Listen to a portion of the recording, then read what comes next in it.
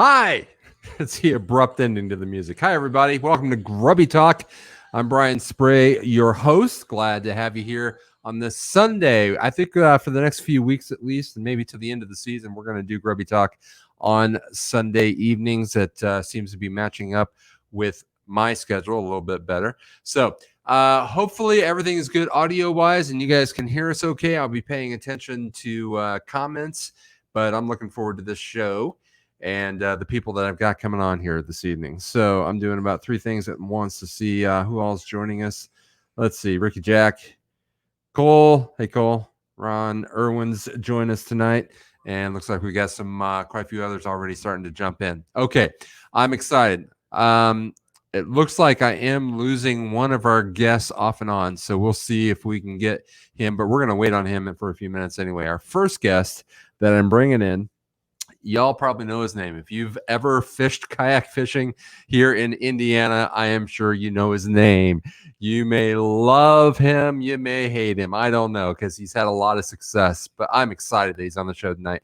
He's really, well, let's just bring him in, and then I'm going to tell about his accomplishments. So Aidan Darlington, how you doing, man? Welcome to Grubby Talk.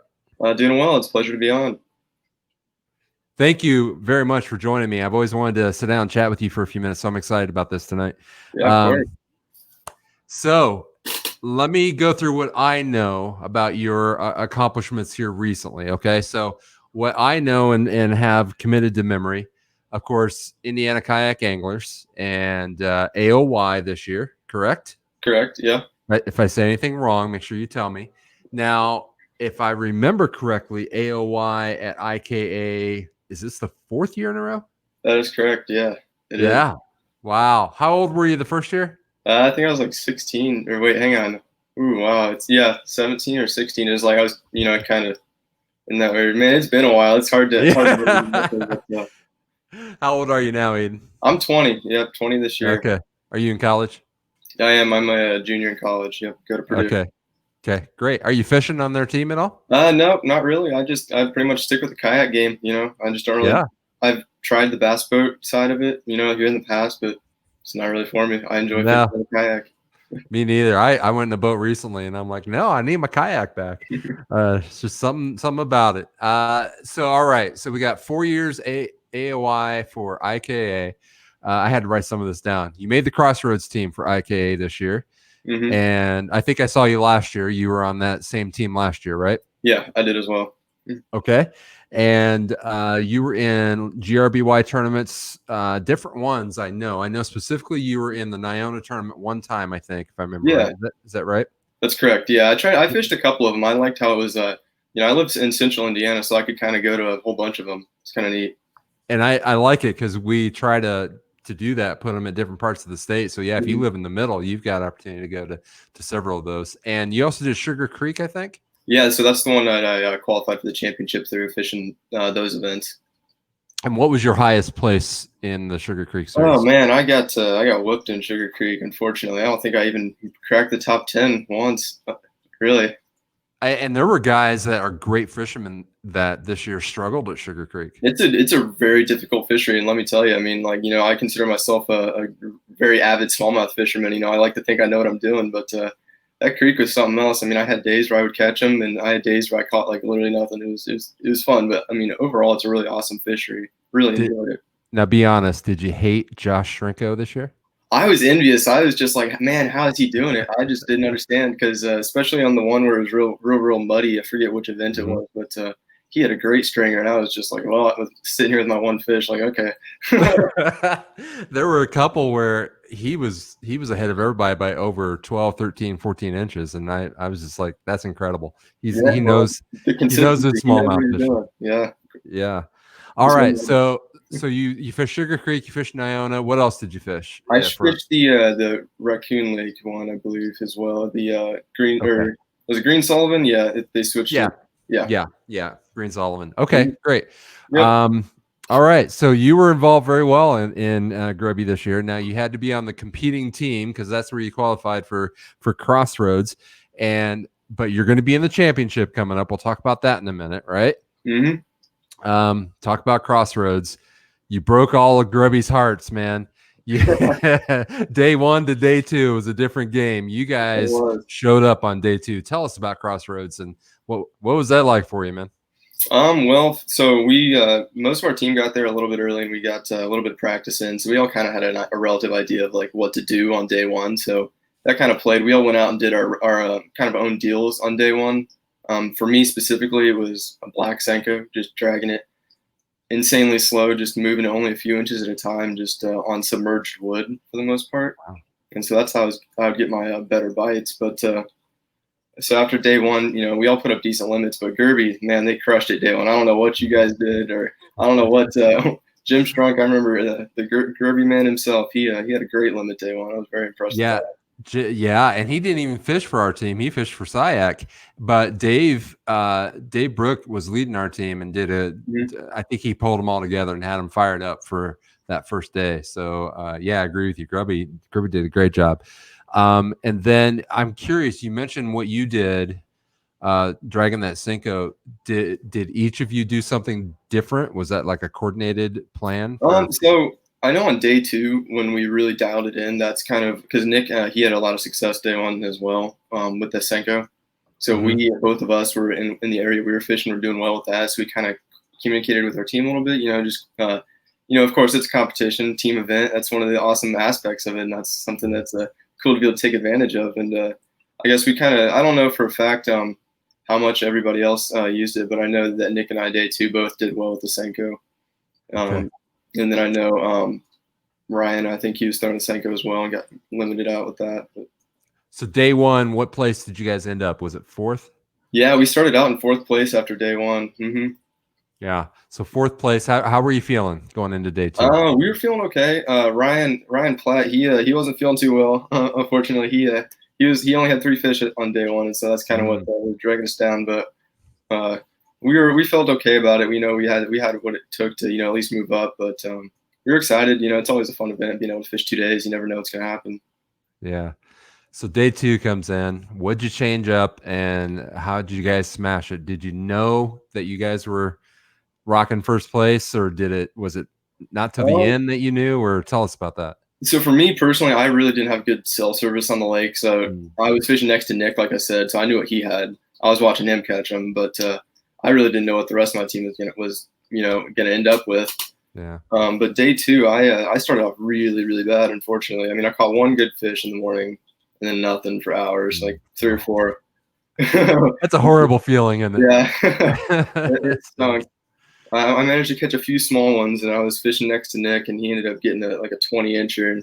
And so, and then right after he caught that real big one, I broke off what I'm assuming it was another pretty good sized fish, right across the that cove from him. So I was like, all right, I'm gonna sit here and see if I can grind it out. But I ended up sitting on that one spot, and I caught the rest of my limit, and then culled a couple more times, and ended the day with 82 and some change, which was pretty good for what ended up happening. What's up, Jason? Hope you're doing great, man. I've been wishing you well and sending up some prayers for you, man.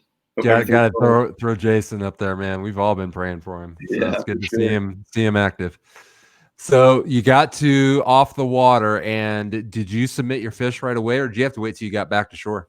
Yeah, so I could get my fish through on Tourney X, but for whatever reason it was real spotty, and I didn't want to drain my phone battery, so I wasn't able to really see the leaderboard a whole lot. And I don't really know if they were submitting either as well, but once I got off the water, we were able to start talking, and I was seeing everybody saying oh, I had 80, oh, I had 80, and we kind of were the hype started building to realize that we were going to put up a really good score on day 2. So we didn't know where that was going to end up yet, but we knew we were just going to have a great day, and we had a great day, and it's cool. I got to be there last year, so I remember what it was kind of like to all 50. There's 50 guys, if I remember correctly, that fish this, and you all gather after everything and wait for the results to come in, and they announce it in front of everybody. So it's kind of this sense of excitement and how'd we do, who's going to place. What was the overall sense? Did you think you had it, or was it a total surprise? They made us do some quick math up on the stage. They called out the day 1 and day 2 totals, and then they're and the winner is, and we were all running the numbers in our head real fast. That was pretty funny, but they did a good job, with the suspense. We didn't know for a fact who was going to win, and like, because each team kind of kept to themselves. Like we had heard rumors that who caught what or who didn't and stuff. But it was just a really fun event being there with everybody. That's awesome. I'm glad. I'm really sad that I missed it this year. Last year, let's just mention this real quick. We won't dwell on it, but you guys did have a chance to win it last year too, didn't you? Yes, we did, unfortunately. So we had technically caught the a winning total, but due to a disqualification, we had one of our limits get DQ'd on day 2, and that cost us. But we still ended up 3rd last year, so that was still nothing to be too ashamed of. And we're not going to talk about the DQ. But you guys rebounded this year. I was actually really proud of you. I know you beat our team, but to have it come to Indiana, to have you guys kind of get some redemption from last year, it was really cool. And the other cool thing was, our guys don't think it's cool, but the flip flop of day 2, you guys taking first place and Grubby going to 4th place, it just like you flip positions. That's kind of interesting. It's kind of interesting. Yeah. All right. So individually, tell me how your team did. Where'd you end up? I think I had so I ended up in 4th place overall, and then so we had like the top 5, I think, were like awarded or whatnot. So we ended up having 2 of our guys in the top 5. Nick and I both finished in the top 5. I was in 4th, Nick was in 5th, and so we had both of us were up there, and then I'm not real sure where everybody else fell, but we all had solid limits, so we ended up pretty much in the upper half, I would assume. That's awesome. And I know Jim Strunk for SIAC. I think he was 2nd on day 1 and dropped to maybe 6th or so, I think. I keep forgetting to ask him where he ended up. It was something like that. But Jim, it was a tough field. Like, man, getting into that top 10 was work. Like it was like there was guys that put up 5 fish both days, and it's just tough. I'm gonna bring another guy in real quick, but I'm not done with you yet. So hang in there. But we've got a second person that I want to talk to tonight, and there's a good reason why we want to talk to him. But Aidan, after I bring him in, we're gonna talk championship. Okay. So, ladies and gentlemen, I'm going to go down a list of the Indiana guys that did really well at the KBF National Championship this past weekend. It ended on Friday. I'm not going to go through that list yet. I'm going to bring in the guy that ended up in the top 100 and probably was one of the youngest competitors out there. We're going to ask him that. So, Brennan McDougall joining us from Florida. Hey, Brennan. What's going on, guys? How are you? Good, man. How are you? I'm doing great. So real quick, before I go back to Aidan, let me just ask you, what are you feeling after last week? Was that a ride or what? Man, I'm feeling good. Like, it was my first big national event. Like, I've never really branched out into that stuff. And, I fished a couple of the KBF events, but ending up in the money in that event, and of course, I wanted a top 10, but it wasn't meant to be. And I'm very excited about what I finished. It was definitely a grind all week, and based off practice, I didn't have the best practice. I caught good ones, but I wasn't consistent throughout practice. So, figuring out a good pattern day 1 and branching out on day 2 and day 3 from it, I'm really excited about my finish. All right. I'm going to come back to you, Brennan. We'll talk more about that KBF performance that you put out there. And a reminder that Brennan has fished Grubby several times this past season too, right, Brennan? Yeah, I fished, I think 2 events or 3 events, and last year I fished them all for one series. So yeah, I remember I was in the championship with you last year and got to fish with you some. So, all right, Aidan, any thoughts about the young man? How old are you now, Brennan? I'm 16. All right, so flashback to you 4 years ago, Aidan. What are your thoughts of young Brennan here putting up those numbers? I fished the KBF National Championship for the first time when I was 17, I believe, and I got smoked. I ended up I don't remember it. It wasn't great, but I was 150th out of only 300 or something like that. But I can't imagine the pressure that it would be for being that young for you guys. And dude, it was. I remember it was kind of weird being so young, but it was exciting being the young guy. It's always fun, especially in Brennan's situation where he's beating these guys. That's got to be awesome. Yeah, that's exciting. So I can't wait to get back to Brennan. But real quick, Aidan, you talked about qualifying. And the way you qualified for the Grubby Championship is you fished 4 events at Sugar Creek, right? Yep, that's correct. Yep. So Shakamak, and I was going to list a comment here from Mr. Ritter. What's up, gents? Just put some potatoes on the fire at Shakamak. Pork chops going on in a bit. So he's already over there pre-fishing. Have you gotten to go over and pre-fish I Shakamak at haven't all? had the time. I've got exams going this week, and I've just been busy. And you made time for us. Yeah, well, I got a couple of minutes on a Sunday night. Nothing crazy. That's awesome. Have you ever fished Shakamak? I have not. I do a lot of research on the lakes before I even go to them, so I'm relatively familiar with it. Its layout. Yeah. I'm looking forward to it. It seems like it's been there. I've been there once. Went there a few weeks ago. I'm not. So don't ask. You're gonna have to figure it out on your own.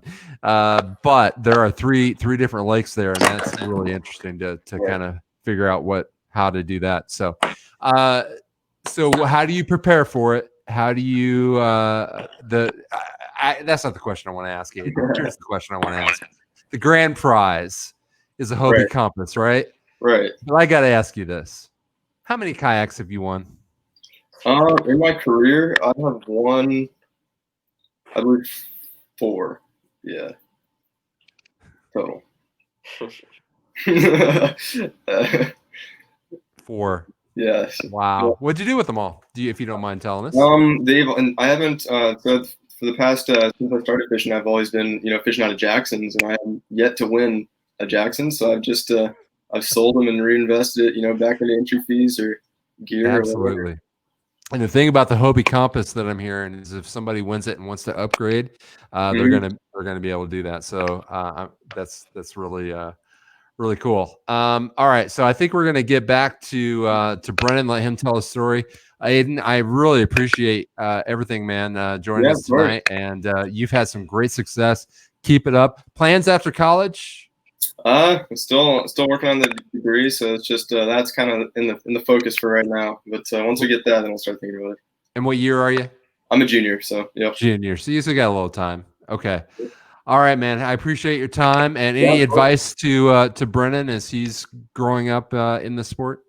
Dude, you're already doing better than I was at your age. Like honestly, like you're on the track, man. Let me tell you, you're like you're the an exemplary individual, and it's awesome to see you see what you've already been able to accomplish in the sport and how far you've already come. So I'm excited for you, man. I appreciate it for sure. And I just all your finishes and everything, brother. And I just realized as you guys were talking, Aidan, that if you win the championship, you're going to be both IKA and Grubby champion. I'm not okay with that. I'm going to do what I can to make sure that doesn't happen. Right, yeah, so, that's true. I'll see you October 24th and 25th. So I'm excited. It's going to be fun. Yeah. Hey, thanks, man, for joining us. I appreciate it. All right, Aidan. Talk to you later. All right. So that's Aidan Darlington. Great young man. Great job of lots of success here in the last few years. And he's going to be at the championship, which is coming up. All right. So let's go back to you, young man.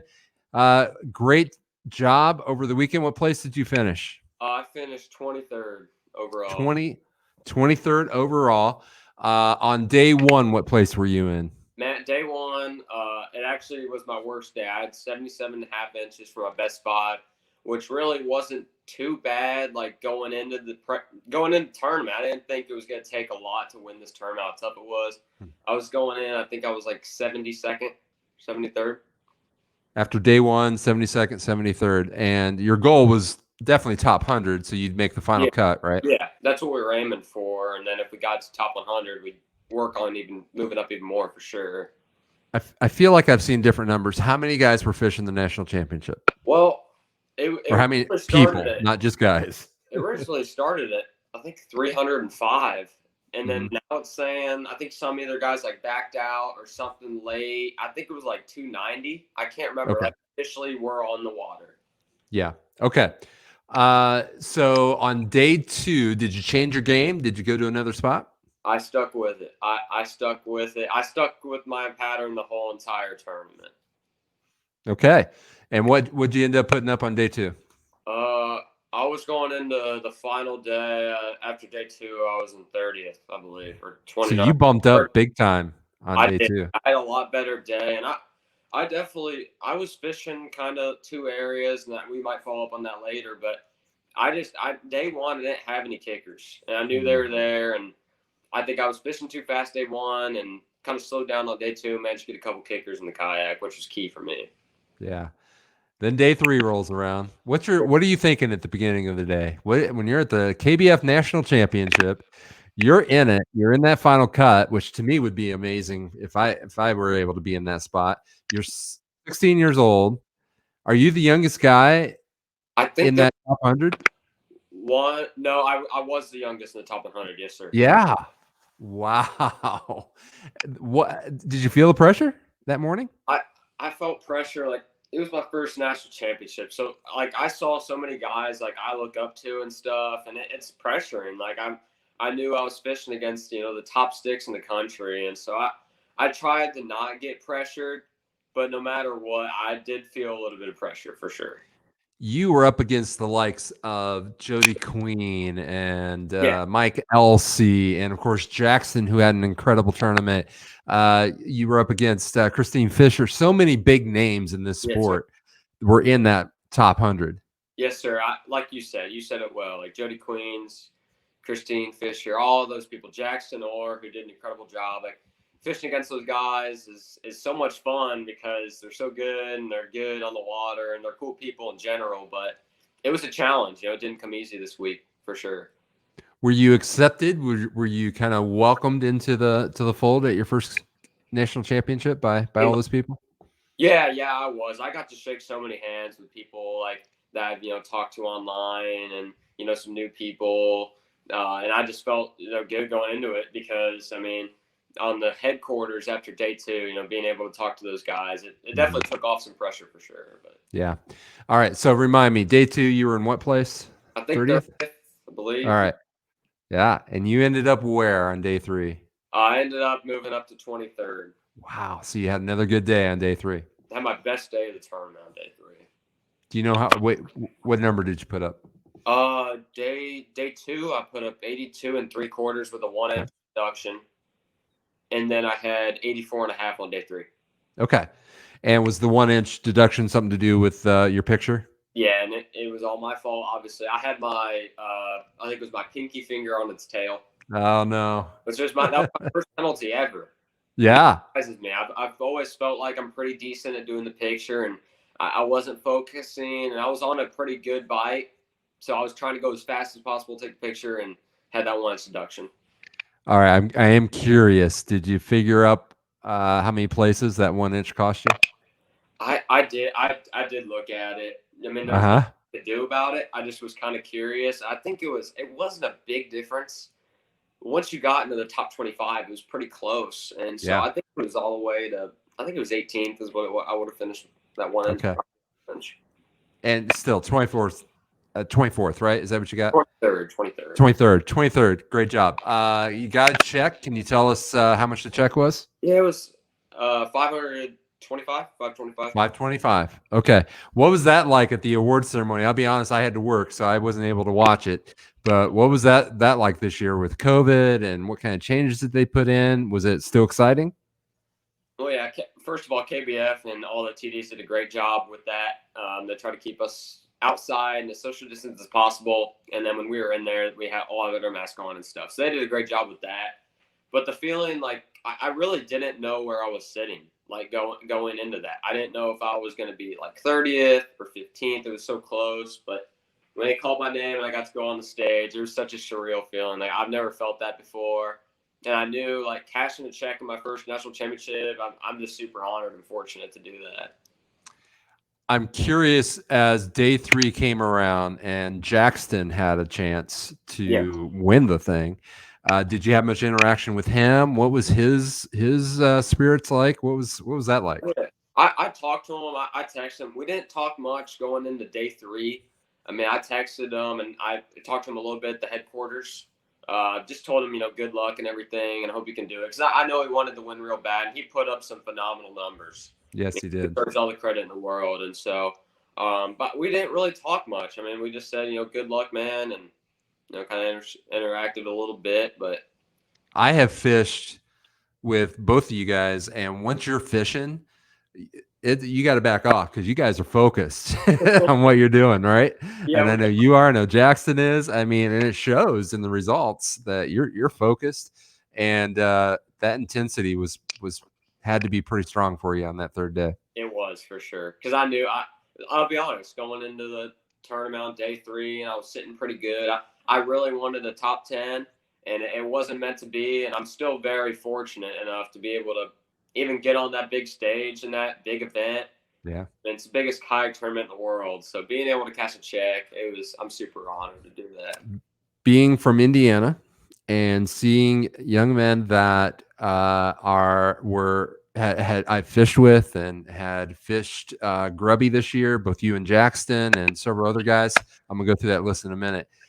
I was so proud to see your name up there each day and to see you in the top 100, and you represented, man, and I'm really proud of you. I appreciate it. Yeah, so good job. Was your dad with you? He did not. I went down by myself. I actually followed a guy, Aaron Wilson, who still did pretty good in that event, put up a limit every day, and I stayed with some other guys from Indiana.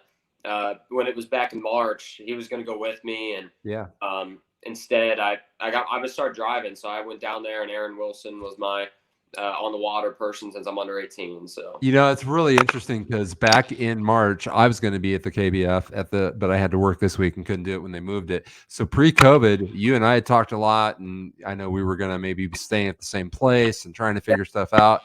What did COVID do for your mindset, delaying the national championship that many months? I mean, I was ready to fish in the spring, like Lake Guntersville, springtime. Like that's one of the primary time of the years to go. Yeah. And so when it got canceled, I remember sitting there and we got the email or whatever. I think they posted on Facebook. I was kind of down about it. I was ready to go. I was depressed for a week. Yeah. A week. Everybody was depressed. I was ready to go. Springtime, late pre-spawn. Yeah. We were ready to go.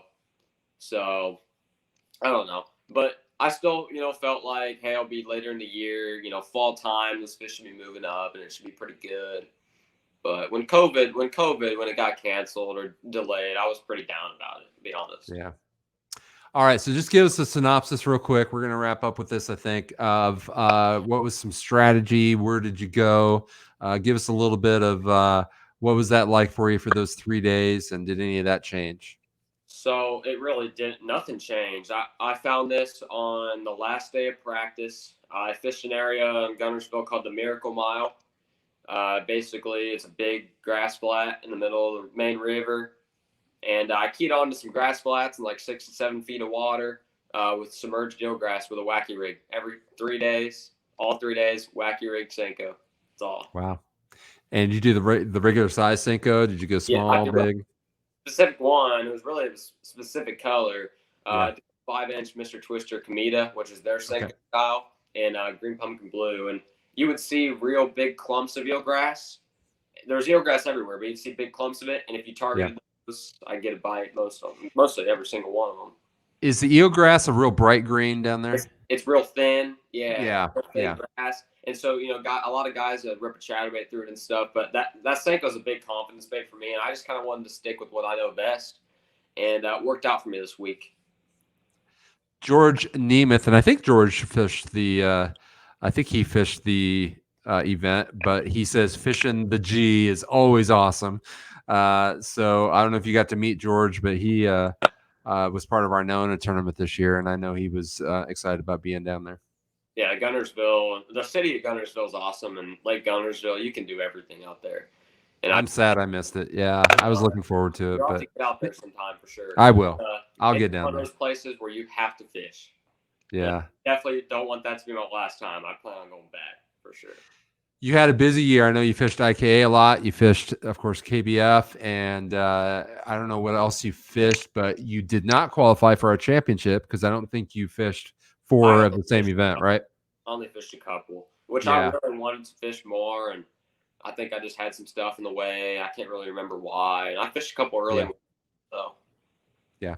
Good. Are you going to still be involved with Grubby next year? I am. I plan on, if Monroe's still in play, I would like to fish all of them. I mean, just depending on some other events, because next year I really want to branch out into some bigger national events. But Grubby does such a great job with like great job with time management. Like you can choose Yeah. any day you want. So I want to fish Monroe next year. Good. And Monroe fished tough this year, from what I'm hearing. I know I only fished it once, and I didn't want to go back. But it was weird. I thought it was one of the best it's been. You had a couple of days, a couple of good times out there. I remember early in the year. It was the IKA Reservoir Rumble, Yep. placed third, and then the kite bass fishing event out there placed third. Yep. I think George is saying, yeah, he had 74 inches for 4 fish on day one. Man, he'd have been doing good if he could have gotten that fifth. Yeah. And then he was on the right fish, just didn't execute. We've all been there, George. We've all been there. And of course, George is our AOY for Niona, and he actually taught me a couple of things this year. So, all right, Brennan, I'm going to. I think actually, while you're on with me, I'm going to run down the list of the top 100 guys from Indiana, from Grubby, and from. I'm going to mention Illinois as well, because we have some Grubby over in Illinois, and I don't know if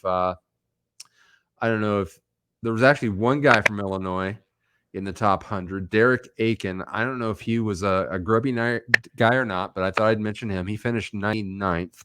Now, I'm going to mention 10 guys from Indiana because Ryan Platt finished in 104th, just out of that top 100. I got to include his name because he was so close. Did you get to see him much? I stayed with him. Okay. I stayed with Ryan, and he really worked hard this week. He did. I know he did. I saw his Facebook posts. Practice, and he just was one fish short on tournament day. But now I can't remember if Ryan fished Grubby this year. Do you know? I honestly have no idea. Yeah, I don't either. I'm gonna post a couple more comments here real quick. We've got that's George. This is George. Monroe was a stingy mistress. Caught bigs. That's George, but not lots, he says. Okay, so moving on to our top 100 guys from Indiana. In 97th place was Scott Drescher. In 80th was Aaron. You said you were with Aaron. Yes, sir. Aaron Wilson. Jason Cassidy. I think he fished Grubby this year. Guys, forgive me. Maybe post in our Facebook page if you did fish Grubby and you were in the KBF. I'd really like to know that. But Jason, 73rd place. Mark Howell, 58th place. And then Glenn, definitely one of our Grubby guys, was on our Crossroads team. Glenn Landstrom, 53rd place. Jackson's dad, Mr. Orr, 28th place. That had to be kind of cool for father and dad to be in the top 30 with you. Yeah, for sure. Yeah, you got 23rd. And then Mike Elsey had a heck of a day that third day, didn't he? He went off, dude. Yeah. He deserved it. He deserved every bit of money he got because he bounced back from day 1 and day 2. He dropped, I think, 95. I think he decided on day 3, he's like, hey, I am the defending champion, and I'm going to show it today. Yeah. So great job for Mike. He ended up in 17th place overall, but I think he won day 3, if I remember right. I bet he did. Yeah. I think he was first on day 3. So Mike Elsey, 17th. Jackson Orr, oh my goodness, 2nd place. Had first place on day 1, if I remember correctly. Yes, sir. Was he in 2nd on day 2? Second going into day. Well, yeah. Second going into day 3. Day 3, yeah, and ended up in 2nd place. And who won it, Brennan? I can't remember his name. Matt something. And he won by like 11 inches, I think, or 12 inches, which is unbelievable. Last name started with a C, and I wasn't sure how to say it. Conerty or something like that. But yeah. All right, Brennan, any final words? Anything you want to say from your experience that was kind of cool that you want to share with us before I let you go? There's not much. I had a great time in a great tournament. I want to thank you and Grubby for having me on, and all my sponsors, friends, and family. Thank you Great. so much. I appreciate it. So hopefully we'll see you on the water next year for Grubby, for IKA, for SIAC, for all those groups. And I know we'll see your name again on more of the national level. I'm sure you're going to do more of those kind of tournaments, right? Yes, sir. Thank you so much. All right. Thanks, Brennan. Have fun down in Florida. Thank you. All right. Bye-bye. All right. Brennan McDougall placed 23rd over at the KBF in Gunnersville this past weekend. All right. I think I have successfully done most of what I was going to talk about. However, I'm going to talk about the championship real quick. Shakamak State Park. If you don't know, if you qualified, you are able to fish it on the 24th and 25th. That's a Saturday and a Sunday. And it's at Shakamak State Park. 3 lakes there you get to choose from. You can fish whatever lakes you want to. First place is a Hobie Compass. And then there's, of course, will be prize money after that. And I'm telling you, I know that we're going to have lots of fun prizes. Lots of things are going to be handed out. We've got some really cool stuff lined up for this championship, y'all. The last time I checked, we had 30. I'm going to double check how many people we've got signed up. I think we had close to 70 that qualified. And right now we are at 31 people. So we're past 30 signed up for the championship. So if you haven't signed up, you have until October 17th. Registration on Tourney X closes on the 17th at 11:59 p.m., not midnight, 11:59 p.m. No late registration will be allowed, and we're going to enforce that, okay? So if you forget or you just waited too long and you miss it, sorry, tough. But we want you in it. So you got time between now and the 17th, which is Saturday, I believe, a week from yesterday. So get signed up. And then in 2 weeks, y'all, we're meeting at the state park for the championship for everybody that qualified from both Indiana and Illinois. There's going to be live music. Jim and Ryan Reedy and Cole Ritter and myself, we've all kind of been talking through doing some different things, and I'm excited about what this event's going to look like. There's going to be a cookout on Saturday night after the first day of fishing. So you don't want to miss this. You don't. Get signed up. Get ready for a great weekend, and keep focused on the Facebook page. Any updates, anything we need to tell you, we'll update you there. Hey, y'all. Thanks for tuning in to Grubby Talk tonight. I had fun talking to those 2 young men who are doing a great job in the world of kayak fishing and representing Indiana. You all have a great night, and I will see you next time on Grubby Talk.